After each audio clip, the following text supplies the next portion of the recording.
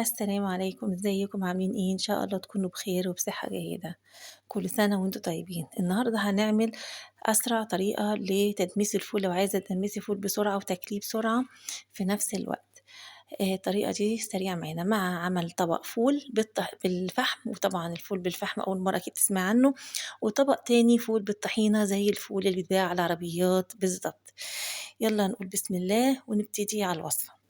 هنا عندي حوالي كيلو إلا ربع من الفول المدشوش. الفول المدشوش ده أنا غسلاه ونقعته حوالي نص ساعة وشطفته بعد كده كويس جدا، ودلوقتي هنجيب القدرة بتاعتنا ونحط فيها الفول المدشوش بالشكل ده.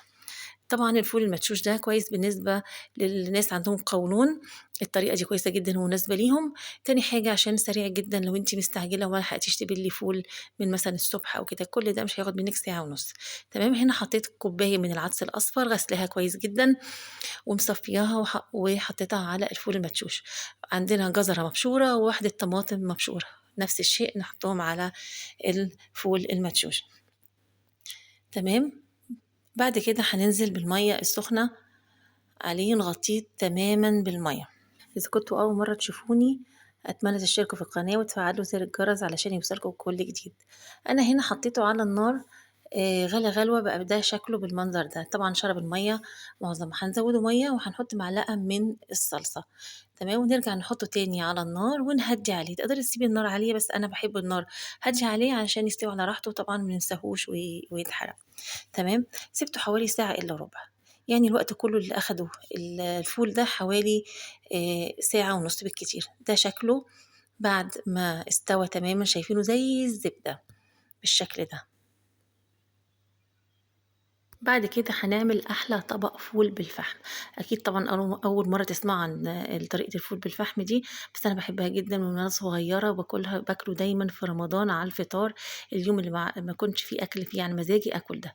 هو سهل جدًا وبسيط وممكن تقولوا عليه إن هو غير صحّي، بس أنا باحبه بالطريقة دي. أنا هنا جبت الفول حطيت عليه معلقة من الملح ومعلقة من الفلفل الأسود حسب الكمية، يعني تحطي الملح المناسب والفلفل الأسود.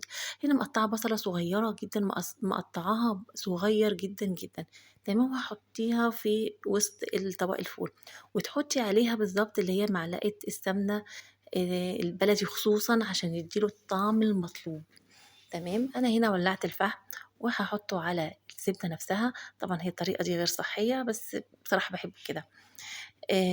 وأغطّيه لغاية ما الفحم يطفي. تمام، بعد كده هنا بعد ما الفحم اتطفى هنشيل الفحم، وإذا كنتِ شايفة فيه شوائب حاولي تشيليها. الطريقة دي بس أنا هي مش صحية بس أنا باحبه، بس بتقلّبيه شوفي إذا كان محتاج ملح تزوّديه، وبس يا ستي بقى طبق خيار مخلِّل جنبه وتاكليه بالهنا والشفا. هنعمل الطبق التاني وده طبق فول بالطحينة نفس طعم فول العربيات بالضبط. تمام، هتحطي الكمية اللي أنتِ عايزاها من الفول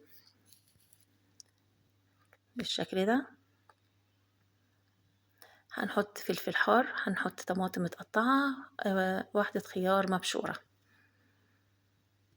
معلقة من الخل ومعلقة من الليمون. هننزل بالطحينة،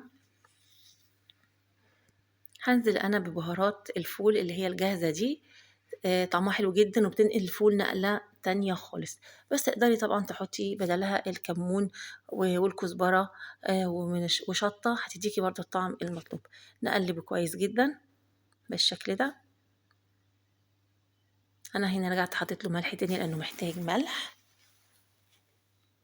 وكده بقى أصبح عندنا الفول جاهز، فاضل له بس شوية من الزيت. لو الفيديو عجبكم ممكن تعملوا لايك وشير، وإلى اللقاء في فيديو جديد إن شاء الله، مع السلامة.